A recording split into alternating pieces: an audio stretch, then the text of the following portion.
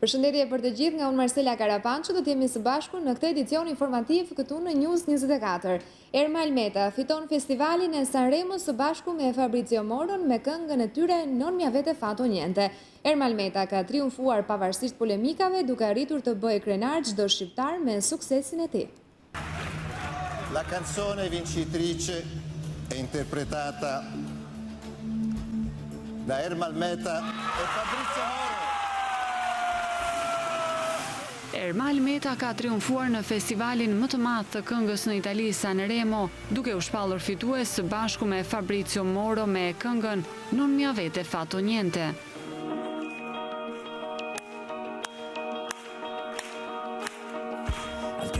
Sanno che ore sono adesso, il sole sulla Rambla oggi non è lo stesso, in Francia c'è un concerto, la gente si diverte, qualcuno canta forte, qualcuno grida a morte, a Londra piove sempre ma oggi non fa male, il cielo non fa sconti neanche a un funerale. Lajmeve ka arritur të bëjë krenar çdo shqiptar me suksesin e tij, ndërsa kënga do të përfaqësojë Italinë në Eurovision në Lisbon të Portugalisë. Dall'Asia all'Inghilterra, galassie di persone disperse nello spazio, ma quello più importante è lo spazio di un abbraccio, di madri senza figli, di figli senza padri, di volti illuminati come muri senza quadri, minuti di silenzio spezzati da una voce, non mi avete fatto niente, non mi avete fatto niente. Edhe pse kënga e tyre nuk më keni bërë asgjë, u shoqërua me shumë polemika në këtë festival, duke u akuzuar për plagjiatur.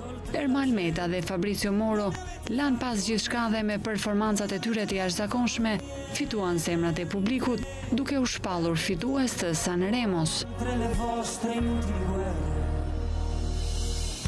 C'è chi si fa la croce, chi prega sui tappeti, le chiese, le moschee, l'imam e tutti i preti, ingressi separati nella stessa casa, miliardi di persone che sperano in quella.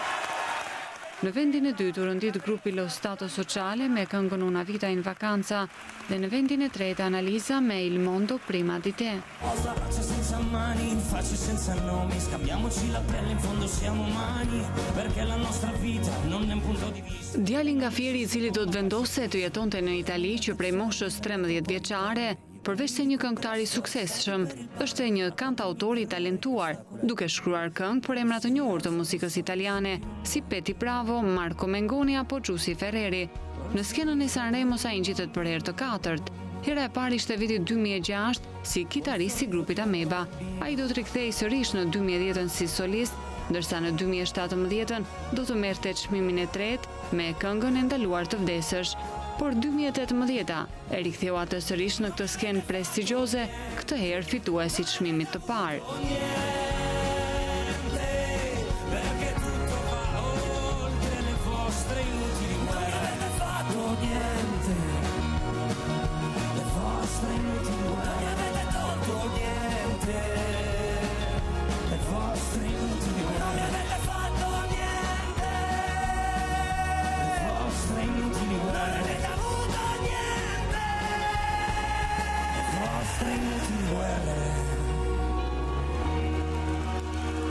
Sono consapevole che tutto più non torna, la felicità volava come vola via una bolla.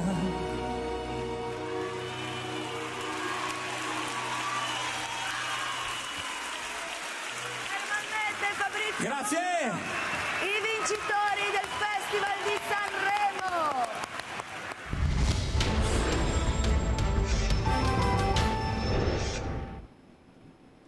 Gjykata e Shkodrës ka lënë në arrest me burg 3 autorët e dyshuar të atentatit me tritol në Shkodër. Endri Çopja, Ardia Lelulaj dhe Sergio Teta nuk kanë pranuar akuzat, duke u distancuar nga kjo ngjarje. Senat Nikshiqi na përcjell detajet në linjë telefonike. Senat, të përshëndes sërish. Po, përshëndetje edhe një herë. Ju ka përfunduar seanca gjyqësore ndaj 3 shtetasve të akuzuar për dy prej tyre të akuzuar për vendosjen e tritolit me 13 janar në Shkodër dhe një tjetër për mos kallëzim krimi. Atëherë të 3 këto shtetas ka mohuar akuzat ndaj tyre në sallën e gjyqit, duke thënë se s'kemi fare lidhje me atentatin, po ashtu se s'kemi qenë asnjëherë në Shkodër dhe hera parë që vit është kjo, pra pikërisht si të akuzuar gjykatën e Shkodrës. Njëri prej tyre, Ardia Lelulaj, ka thënë se unë punoj si furnitor për llogaritë bashkisë e Elbasanit për njësi të ndryshme.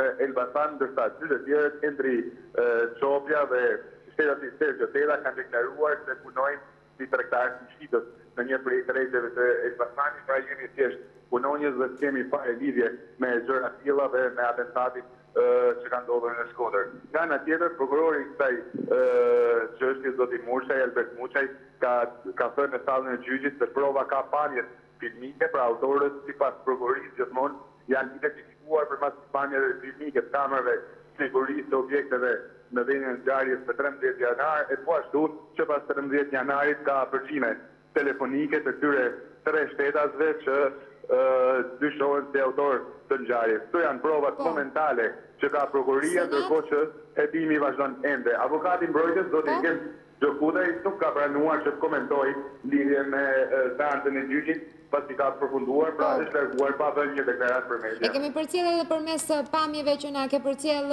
Senat, por të lutem për të sqaruar edhe një herë si kanë ardhur të 3 këta persona, pra që dyshohet si vendosës të tritolit në atentatin e Shkodrës në 13 janar, si janë bërë bashkë 3 persona dhe si kanë ardhur në Shkodër kur deklarojnë pra pikërisht në sallën e gjyqit se kanë qenë hera e parë që kanë shkuar në këtë qytet. Atëherë, 2 shtetatit autorët kanë ardhur të bashkë të pakën kështu dyshohet përmes një mjeti deri në Shkodër dhe pas ngjarjeve, pas sekuestrimit pamjeve filmike të shumë objekteve, duhet të thënë, jo vetëm në vendin e ngjarjes, por edhe në gjitha rrugët të çojnë në vendin ku ka ndodhur shpërtimi, forcat e policisë Shkodrës kanë sekuestruar pamje filmike të gjitha objekteve të mundshme që kanë qenë për të arritur deri tek identifikimi i autorëve dhe nga këto pamje është arritur që të identifikohen si të dyshuar në lëvizjet e tyre këto 2 shtetat e më pas dyshimit krijuar janë vënë në përgjime telefonike dhe prokuroria ka dyshime të forta se këto janë autorët e vendosjes të tritolit.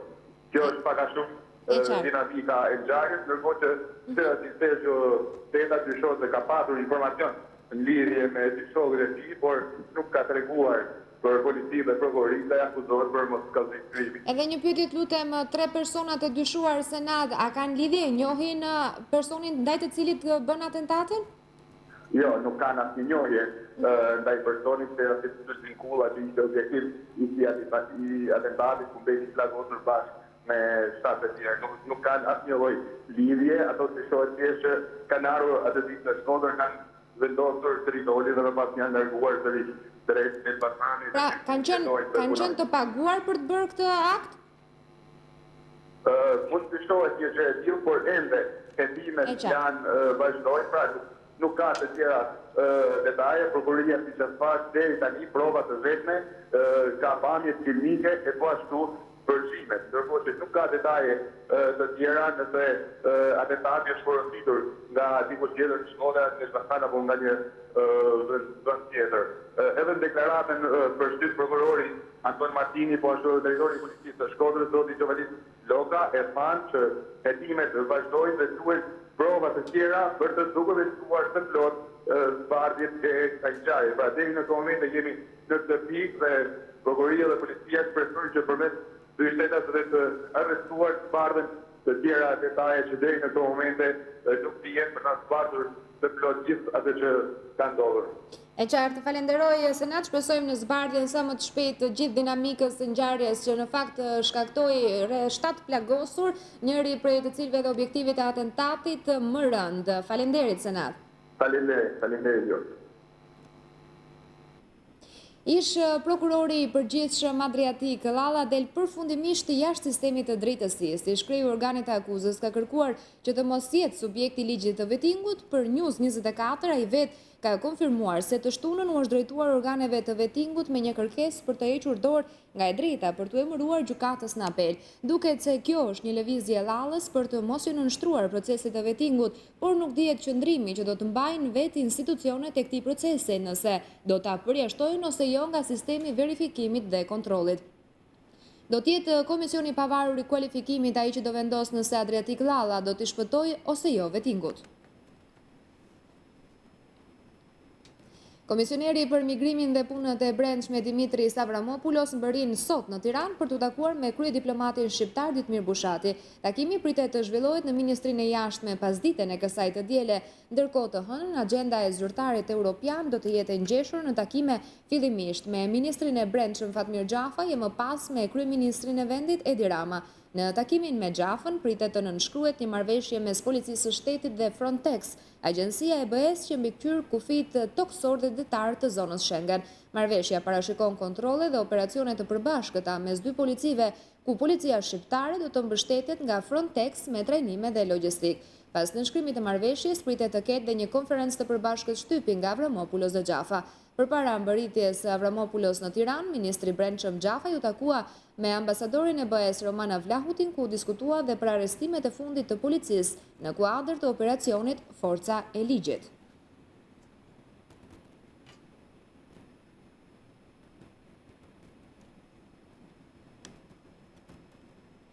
Nga Vlora, ku bëri analizën vjetore të punës së policisë, ministri i brendshëm Fatmir Xhafaj kritikoi ashpër blut e këtij qarku për vrasjet ende të pasbardhura.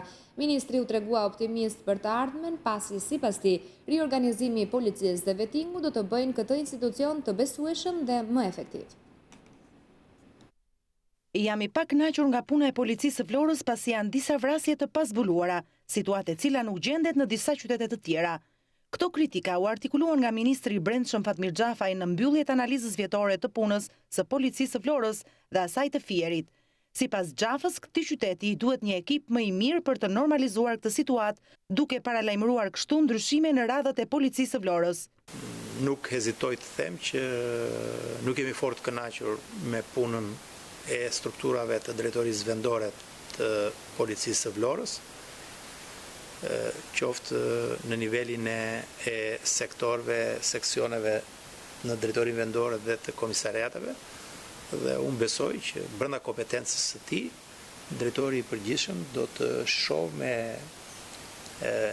me shumë kujdes, do të bëjë analizat përkatëse dhe besoj që do të marrë shumë shpejt edhe vendimet e duhura për shëndoshjen e punës në këto struktura, për shkak se nuk është gjë pozitive fakti që ka disa vrasje në këtë qytet që ende mbeten të pazbuluara, ashtu si ndërkohë që një situatë e tillë nuk gjendet në qarqet e tjera.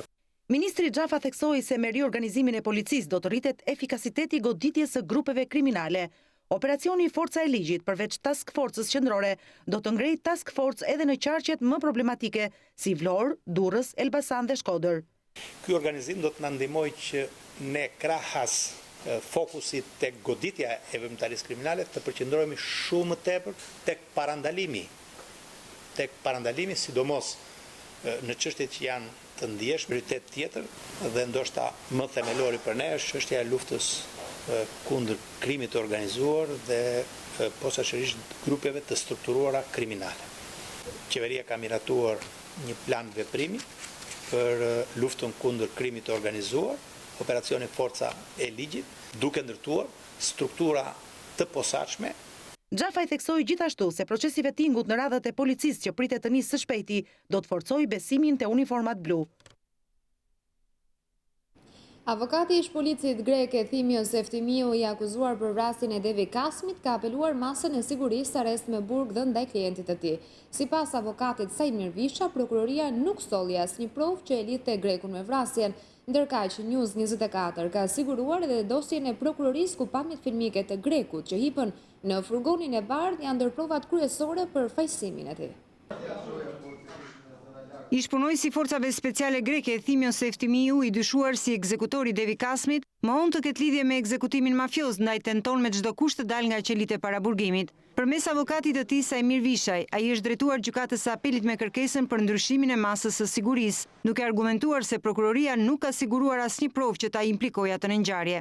Por nga ana tjetër, prokuroria i mshon faktit se greku është i akuzuar i kryesor për vrasjen e 42 vjeçarit, E për këtë përpara gjykatës ka paraqitur si prova kryesore pamjet filmike ku ai shfaqet duke u ngjitur në një furgon të bardhë, që pas goditjes së grupit u gjeti parkuar përpara vilës Aurelio Xhallarit në zonën e Mzezit. Prokuroria ka në duar pamjet e kamerave përgjatë gjithë rrugës që ka ndjekur furgoni nga momenti kur ka marrë shtetasin grek në rrugën Kongresi Manastirit, fakt që është pranuar nga i dyshuari Elton Halipaj, e deri në momentin kur e ka zbritur atë. Gjatë hetimit në lidhje me këtë ngjarje janë kqyrur dhe administruar pamjet filmike të sekuestruara nga subjekte të ndryshme, ku ka rezultuar se autori vrasjes së Devi Kasmit pas ngjarjes ka hipur në një makinë tip Benz Vito, furgon me ngjyrë të bardhë me targa AA 231 IH.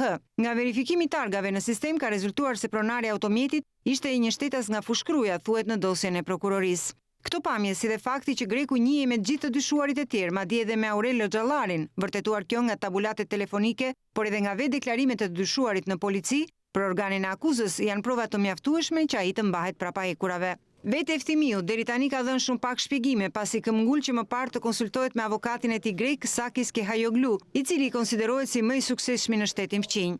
Në dosjen e prokurorisë që disponon News24 zbardhen edhe mjaft detaje të tjera që hedhin më shumë dritë mbi ngjarjen e rëndë. Në dosje thuhet gjithashtu se shërbimet policore të komisariatit nr. 4 në vendin e quajtur rruga Dervishe Kali kanë gjetur një paltuta të zeza dhe 2 doreza plastike me ngjyrë të bardhë, njëra prej të cilave ka pranila gështire. Duke patur dyshime se dorezat mund të jenë përdorur nga ekzekutori, prokuroria ka urdhëruar kryerjen e ekspertimit biologjik për praninë e ADN-s dhe të eksportimit kimik për faktorët plotësues të qitjes. Në dosje është edhe dëshmia e një prej miqve të viktimës, i cili ka shpjeguar përhetuesit se kishte telefonuar 42-vjeçarin pakor përpara dhe kishte lënë të takojë me të në një lokal në bulevardin Zogu i Parë, por takimi nuk u zhvillua pasi Devi u ekzekutua. Ndërkaq ai ka shpjeguar edhe për një debat që miku i tij pati me një shtetas të huaj jashtë ambienteve të palestrës, pak ditë përpara se të qellohej për vdekje. Prokuroria pretendon se ka rindërtuar të plot skenën e krimit dhe ka çuar prapahekurave të dyshuarit kryesor, por në asnjë rresht të dosjes nuk përmend motivin e ekzekutimin mafioz, ndonse dyshimet janë për përplasjet e forta me grupet rivale të trafikut të drogave. Rihapje të dosjes Zej Majdarit është gjëja e parë që ish truproja e Sali Berishës si Zet Haxhia do kërkoj menjëherë pas ekstradimit të tij në Shqipëri. Deklaratat Haxhia i bëri përmes një lidhjeje direkte për emisionin kjo javë, ku ndër të tjera theksoi se janë rreth 15 tabulate telefonike të cilat nuk janë vënë në dispozicion gjykatës për këtë çështje. Për Izet Haxhin, ish bodyguardin e Sali Berishës, vendimi i gjykatës së lartë turke për ekstradimin e tij në Shqipëri nuk ishte një vendim i papritur. Ai deklaroi në një lidhje direkte nga Turqia për emisionin kjo javë se nuk ndihet i friksuar në pritje të zbatimit të vendimit nga organet turke, ndërsa thekson se gjithçka ndodh është politike. Po drejtësia në Turqi është e varur nga politika. Pra, ju mendoni se kjo është një marrëveshje mes dy vendeve për ekstradimin tuaj, është marrëveshje politike? Po patjetër se un kam 12 vite që mahem peng Turqi, domethënë sipas interesave të qeverisë shqiptare, qeverisë turke. Njëherë dua, njëherë s'dua, njëherë dua, njëherë s'dua. Kur ka ndonjë tender andaj, thon ta kthejmë. Kur do rregullohet tenderi mos ta kthejmë. Me mbërritjen në Shqipëri, Haxhia thot se do të kërkoj hapjen e dosjes Hajdari, gjë të cilën e konsideron si një të drejtë legjitime, ndërsa gazetarja Klodiana Lala, e ftuar në emision, paraqet një dokument sekret të vitit 2007, i cili jep garanci Izet Haxhis nga ministri i drejtësisë i aso kohe, Ilir Usmali. Çfarë thot ky dokument? Dhe kjo është pika më e rëndësishme. Angazhimin se, është pika e dytë, do t'i akordoj personit të ekstraduar garancit procedurale të njohura nga Pakti Ndërkombëtar i 16 dhjetorit 1966.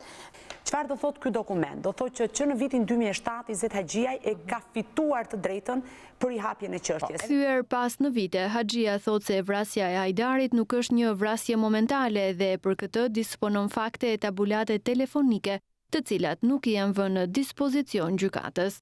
Janë tabulata telefonave që nuk janë paraqitur deri në gjykatë, telefonave të Berishës, të Hajdarit, të cilat qenë të regjistruar me emra të ndryshëm, edhe ato tabulata ekzistojnë. Tabulate kur? Ditën e vrasjes së Zej Majdarit? Po, ditën e vrasjes. Po orët e fundit, dhe ato do të thonë që nga ora 3 pas dite deri në momentin që është tirur në Tiranë, ka arritur në Tiranë, do të thonë telefonate plus edhe telefonata e fundit që është bërë atit, janë të gjitha të regjistruara, nga kush është bërë, nga kush, nga çfarë numër telefon, pavarësisht se persona dhe ato telefonata do të thonë që do të çojnë tek zgjidhja e këtij rrjeti, do të thonë telefonata e kujt? E Berishës me kë? e Berishës me Hajdarin, e Hajdarit me të tjerët. Në vijim, Izet Haxhia thot se muajt e fundit është kontaktuar nga një person i njohur i politikës shqiptare, i cili kërkon atij një takim në Turqi, takim të cilin Izet Haxhia thot se nuk e ka kryer. Para rreth 3 muajsh do merr një telefon që unë nuk e dija se telefoni kujt ishte. E hap telefonin dhe më kërkon një person shumë i njohur i politikës. Thotë duhet do vinë Turqi për një i majorancës apo i opozitës? I pozitës. Edhe më thotë që do vinë Turqi për një kontroll mjekësor dhe duhet të takoj, thotë të pini pak. Tash në Durrës më takoj, por unë nuk jam në Stamboll. Edhe e vërteta është që, domethënë po 3 muaj, unë jam i hapur për gjithkund, domethënë kush morë telefon në mënyrë miqësore, tjera po nuk ka ardhur domethënë. E ndërsa është në pritje të ekstradimit të tij në Shqipëri, Izet Haxhia ka edhe një mesazh për dikë. A keni ju në fund një mesazh, ndoshta edhe për dikë për ta dhënë tani në formë apeli përmes kësaj lidhje të drejtë për drejtë që po zhvillojmë bashkë? Po, kam për një njeri shumë të veçantë për mua, domethënë, i cili ndodhet në Francë. Edhe unë i them asaj që të jetë e fortë, sepse unë do luftoj për ne të dy, do luftoj me të vërtetat e mia dhe nuk na ndan asgjë as burgu dhe as lloj gjaje. Pas arrestimit pak ditë më parë gjatë operacionit policor porosia dhe sekuestrimit të 82 kallëpëve të Tritolit, 6 anëtarët e grupit kriminal do të mbeten në burg. Gjykata e Elbasanit ka dhënë masën e sigurisë arrest me burg për Geraldo Yzeir Larin, Kristi Maxhari, Kristian Petani, Edmond Abazi, Gazmond Kokla dhe Erges Lipo. Të 6 të rinj, sipas policisë, janë pjesë e një grupi kriminal të përfshirë në shitjen e lëndëve eksplozive. Pas sekuestrimit të kallëpëve të Tritolit në banesat e tyre fishekëve dhe lëndëve narkotike, grupi po hetohet edhe për disa ngjarje të tjera kriminale në vend.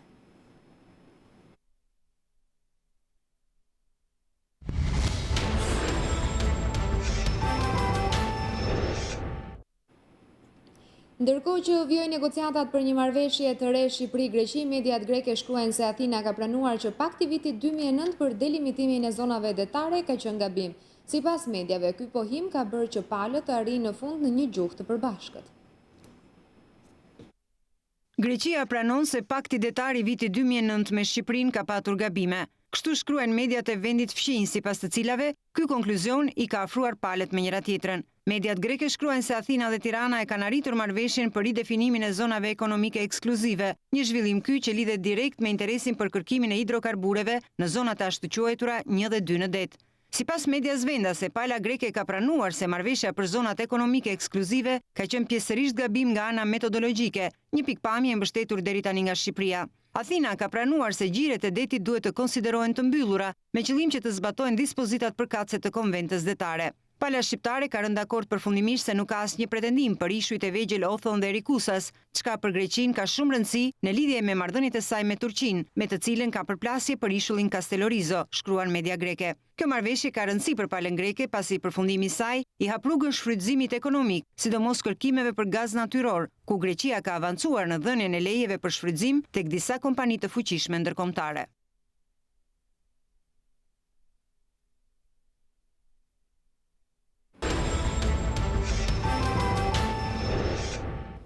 Rikthehemi sërish së bashku në transmetim të drejt për drejt. Pas presidencës edhe kuvendi do të vjet në lëvizje për të shpallur vakancën në radhët e gjykatës kushtetuese. Afati dorëzimit të dosjeve do të jetë 30 ditë nga data e publikimit, por ende ka paqartësi nëse vetingut do t'i nënshtrohen para apo pas të zgjedhjes. Gjykata kushtetuese ka në funksion vetëm 2/3 e antarëve të saj. Dorëheqja e parakohshme e Besnik Imerajt dhe përfundimi i mandatit të Sokol Berberit pritet të sjellin 2 emra të rinj brenda 22 shkurtit, kohë kur është dhe afati për të dorëzuar dokumentacionin e nevojshëm pas shpalljes së vakancës nga presidenti i Republikës. Antari i tretë pritet të vijë nga thirrja publike që kuvendi do të çelë në fillim jave. Aplikimet e kandidatëve të shoqëruara me dokumente që vërtetojnë përmbushjen e kushteve dhe kritereve të përcaktuara, thuhet në ligj, paraqiten pranë presidentit të Republikës, i cili ja dërgon ato Këshillit të Emërimeve në drejtësi. Kryetari i Këshillit të Emërimeve në drejtësi brenda 5 ditëve nga dita e publikimit të listës së kandidatëve, thret mbledhjen e Këshillit, që shqyrton plotësimin e kushteve dhe kritereve ligjore nga kandidatët për gjyqtar të gjykatës kushtetuese. Dilema qëndron në faktin nëse kandidatët për antar të kushtetueses do të kalojnë apo jo më parë testin e pastërtisë së figurës, pasurisë dhe profesionalizmit, pra vettingun. Situata ekonomike dhe ajo e biznesit në vend ka përballur kryetarin e opozitës Lulzim Basha me ministrin e ekonomisë dhe financave Erben Ahmetaj. Kryedemokrati publikon shifrat e bizneseve të mbyllura për shkak të taksave të larta dhe agresionit qeveritar, ndërsa ministri i përmbys ato me krijimin e brenda së njëjtës periudhë të bizneseve të reja. Kryedemokrati Lulzim Basha u rikthehet shqetësimeve të ekonomisë dhe biznesit në vend. Në statusin e tij në Facebook të shtunë, të ilustruar edhe me grafik, Basha publikon një shifër të madhe të bizneseve të mbyllura në vend në këtë fillim viti, duke ju referuar të dhënave të drejtorisë përgjithshme të tatimeve, ku vret se në muajin janar të 2018-s 1747 biznese kanë mbyllur qepenat. Kreu i opozitës akuzon qeverinë për politikat e saj që kanë dëmtuar sipërmarrjen vendase. Sipas Bashës, krahasuar me një vit më parë, situata është përkeqësuar pasi janë 54% më shumë biznese që janë mbyllur. Zgjidhni vetë kujt i besoni, dokrave që predikon Edi Rama për rritjen dhe mirëqenie, apo vendimit të dhimbshëm që kanë marrë në janar 1747 biznese për të mos ushtruar aktivitetin për shkak të taksave të larta, agresionit qeveritar, rënies së konsumit dhe mungesës së perspektivës. Për Lulzim Bashën, këto shifra janë dëshmia kritike për krizën e rëndë që po kalon vendi, janë klithma urgjente për ndryshim të thellë sipas tij politik dhe ekonomik. Por e vërteta qëndron ndryshe për ministrin e financave dhe ekonomisë Erben Ahmetaj, i cili në reagimin e tij i kërkon Bashës të përmbahet emocioneve politike.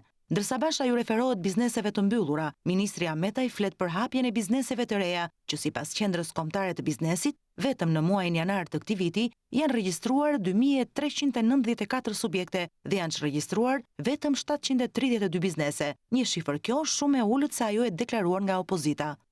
Efekti neto është 1662 biznese të reja në ekonomi, nga 1425 që ishin janar të 2016-s, ose thënë ndryshe, një rritje prej 237 biznesesh, më shumë se një vit më parë, vetëm për muajin janar. Për ministrin e ekonomisë, koha kur bizneset mbylleshin për shkak të frikës e pasigurisë për shkak të gjobave elektorale apo borxheve kolosale të qeverisë, tashmë i përket të shkuarës së largët. Partia Demokratike ka akuzuar qeverinë socialiste se ka përjashtuar nga skema e ndihmës ekonomike mbi 20.000 familje vetëm në muajin janar, ka reaguar zëvendës ministre Bardylka Kospiri, e cila deklaron se skema e re targeton më të varfrit duke u dhënë pagesën e ndihmës ekonomike vetëm atyre që kanë vërtet nevojë. Nisur nga ankesat e qytetarëve pranë zyrës së avokatisë në Selim Blu, Partia Demokratike akuzon qeverinë se ka përjashtuar pa të drejtë nga skema e ndihmës ekonomike mbi 20.000 familje të varfra. 3 deputetet e Partisë Demokratike për qarkun e Tiranës, Grida Duma, Oriola Pampuri dhe Rudina Ajdari, pasi vizituan disa familje në zonën e Bathores, thanë se 20.000 përjashtimet janë vetëm për muajin janar të këtij viti.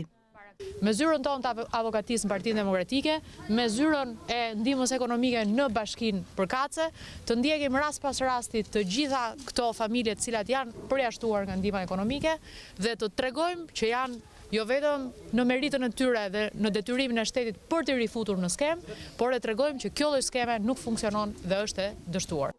Përmes një letre drejtuar Ministrisë së Shëndetësisë, deputetët demokrate kërkuan transparencën e kritereve mbi të cilat vlerësohet përfitimi ose jo i ndihmës ekonomike. Kërkesës së tyre i është përgjigjur zëvendës ministre e Shëndetësisë dhe Mbrojtjes Sociale Bardylka Kospiri. Në një deklaratë për media, ajo ka sqaruar se reforma në skemën e ndihmës ekonomike është një risi që ka përcen kufijtë e përjashtimit dhe targeton më të varfrit, duke i dhënë pagesën e ndihmës ekonomike atyre që kanë vërtet nevojë. Kjo skemë e re ka në bazë të saj vetë deklarimin nga familjet aplikuese para administratorit vetëm me një mjet identifikimi. Të dhënat të cilëve hidhen në një sistem elektronik dhe kalojnë në një proces verifikimi me sistemet e tjera online, të tatimeve, zyrës së punësimit, të hipotekave, drejtorisë së transportit, sigurimeve shoqërore e tjerë për vërtetësinë e tyre.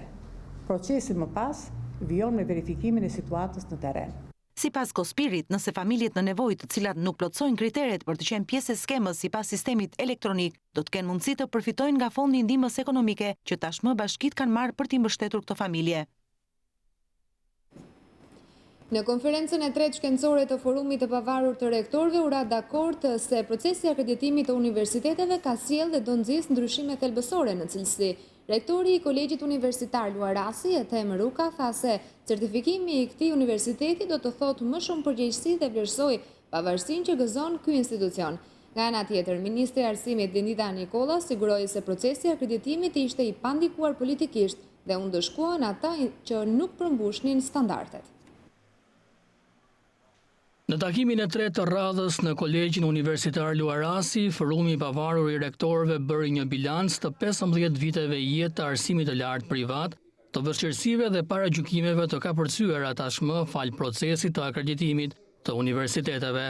Për profesor Dr. Ethem Ruka, rektor i Kolegjit Luarasi, certifikimi i institucioneve të pavarura është përgjegjësi për të rritur cilësinë e diplomave me qëllim konkurrencën e ndershme në tregun universitar. Sot arsimi i lartë privat, ku bëjmë dhe pjesën e të gjithë, është i certifikuar. I certifikuar ku mesatari akreditimit është gati 4 vite. Ku për fat të mirë dhe institucioni ynë, Kolegji Universitar Luarasi, është një ndër 4 këto institucionet që është akredituar për 6 vite. Akreditimi që u bë është përgjegjësi, nuk është mburrje, certifikimi që kemi marrë ne të gjithë. Por për mua është e rëndësishme që sot paragjykimi për arsimin e lartë privat në Shqipëri ka të përfunduar. Jemi në një etapë të dytë ku shoqëria shqiptare ka kuptuar që këto institucione që kanë mbetur nga filtrimi, që kanë mbetur nga skanimi, janë institucione që qëndrojnë në këmbë në përputhje me ligjin, të cilët japin diplomat merituara për cilat ka nevojë vendi dhe kjo është një gjë shumë e rëndësishme.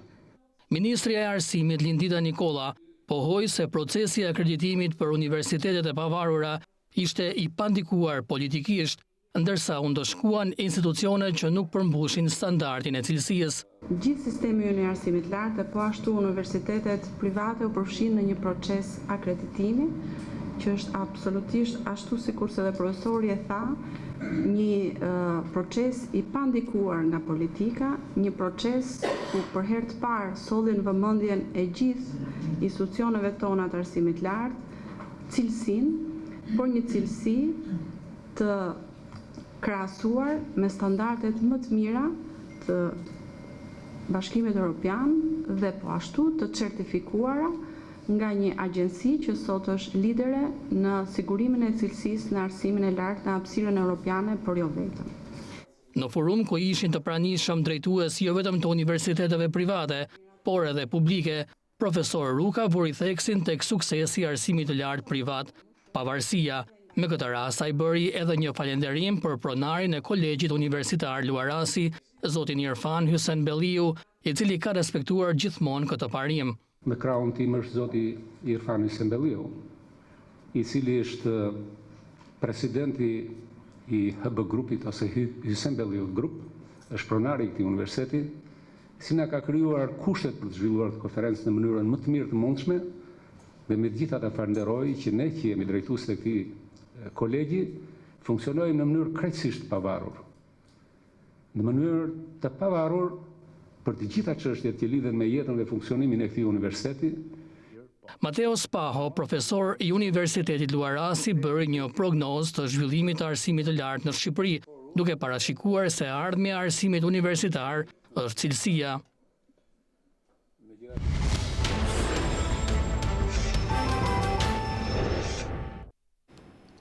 Në vizitën e tij në Kukës, kryeministri Edi Rama është takuar edhe me fermerë të zonës, të cilëve u ka kërkuar që të bashkohen për të përfituar sa më shumë mbështetje financiare nga qeveria. Fermerët e qarkut të Kukësit janë njohur me nismat e reja të qeverisë për skemat mbështetëse në bujqësi dhe blegtori. Ka qenë vetë kryeministri Edi Rama, i cili ndërsa prezantoi risitë e skemës në një drek me ta, u kërkoi së pari që të unifikohen. Sipas kreut të qeverisë, është e rëndësishme jo vetëm bashkimi i fermerëve, por mundësi financimi, por edhe vetë bashkitë mund të bëhen bashkaksionere në kulturat veçanta, siç janë thertoret. Bashkia është aksionere. Pra bashkia fut një minimum simbolik në këtë investim dhe pasaj fut vetëm mundin edhe mbledh 2, 3, 5, 7, 15 njerëz interesuar edhe hajde bëjmë bashkë, shkruajmë projektin, aplikojmë, marrim fondin dhe kemi thertoren. Thertoria bashkiake që administrohet nga kjo shoqëri. Një fokus të veçantë nga qeveria ka dhe agroturizmi përmes projektit 100 fshatrat, që sipas ministrit të bujqësisë Niko Peleshi, zona e Kukësit përfaqësohet nga 4 fshatra. Kemi bërë tani një standard për agroturizmin, nëse ndërtohet një struktura akomoduese me të paktën 6 doma, edhe e shoqëruar me një fermë të paktën 1 hektar, merr statusin agroturizmit dhe pastaj edhe mbështetja nga AZBR-ja është e konsiderueshme. 50% e investimit rimbursohet nga ne. Edhe për kryeministrin Rama, agroturizmi duhet të shihet si një fushë me perspektivë të mirë për të gjithë ata që jetojnë në fshat. Nga Kuksi në Korçë, ku përsëritet e njëjta histori, patatja ka mbetur sërish stok edhe këtë sezon, ndërsa fermierët i zgjidhin dhe u japin baktive. Kërkojnë nga shteti të ndërhyrë urgjent, pasi po falimentojnë. Mira tonelata patate të prodhuara në Korçë mbetën të pashitura në treg. 35.000 kuintal patate që do hidhen në lumë të vogël. Prodhim mbi qindra fermerëve në fushën e Korçës mbetet stok gati çdo vit. Mungesa e tregut po i çon ata drejt falimentimit. Ndihen të braktisur nga shteti kur thonë se mendojnë domethënë më shumë të shesin pataten e Kosovës edhe qepin e Serbisë edhe grurin e të gjitha të Serbisë, sesa të vinë të kujtojnë mirë për ne se ekzistojmë edhe ne këtu. Nuk ekzistojmë vetëm sa për të dhënë votën. Sasia është mbi 30.000 kuntal. Çmimi është jashtëzakonisht i ulët. 1 kilogram patate sot shiten 150 lekë të vjetra, kur kostoja vete 250 lekë. Të shqetësuar për faktin se prodhimet e tyre nuk po shiten dhe të shpërfillur nga qeveria pasi askush nuk po ju vjen në ndihmë. Banorët e fshatit Orman thonë se prodhimet nga tokat e tyre po përfundojnë ushqim për viçat. Kemi marrë domethënë disa viça, rreth 10 viça atje dhe ja u kemi hidhur atyre. Është gjuna që të paktën na iki prodhimi kot. Ose le të vi domethënë, le të vi dikush na i marri pa lek, vetëm të heqim mos i shikojmë me aty. Kemi menduar që të vi dikush edhe të paktën mos na lër me që të roptojmë edhe të punojmë kot. Më mirë le të vinë edhe le të na thonë që këtu është e pamundur, mos mbillni me të paktën. Le të na shpëngulin ose le të na japin domethënë tikim diku tjetër. Mungesa e tregut ekziston prej disa vitesh në fshatrat e rrethit të Korçës dhe ende nuk është gjetur asnjë zgjidhje. Të lënë në mëshirë të fatit, banorët apelojnë për ndihmë duke kërkuar që qeveritarët të shohin nga afër gjendjen e tyre. Ne me këtë punë jetojmë. Inspektorati Kombëtar i Mbrojtjes së Territorit shembi dje me shpërthim të kontrolluar objektin 5 katësh pranë lumit Gjanic, i cili preket nga projekti për rehabilitimin e lumit dhe shëtitores së qendrës së Fierit. Për shembjen e objektit u përdorën rreth 6 kg eksploziv, si dhe u hapën 400 vrima. Për të evituar problemet u morën të gjitha masat për mbrojtjen e objekteve pranë, ndërsa ju bëri thirrje banorëve që kanë shtëpit pikërisht pranë ndërtesës që u shëm të mbajnë dyert dhe dritaret e hapura për të shmangur dëmet. Megjithatë, masat ka pasur dëme me disa biznese pranë ku janë thyer xhamat dhe ka pasur rënje të sovast. Dielën u kaluar u shëmbën në të njëjtën procedurë dhe 2 godina të tjera, ndërsa për të përmbyllur fazën e parë të aksionit duhet të prishet edhe një tjetër objekt më shumë se 3 katësh, i cili ndodhet në vendin e njohur si ura me shkallë, duke e quar kështu në 4 numrin e objekteve të shembura me lëndë eksplozive. Deri tani janë shembur në total 23 objekte nga 24 që preken në këtë fazë të parë të aksionit.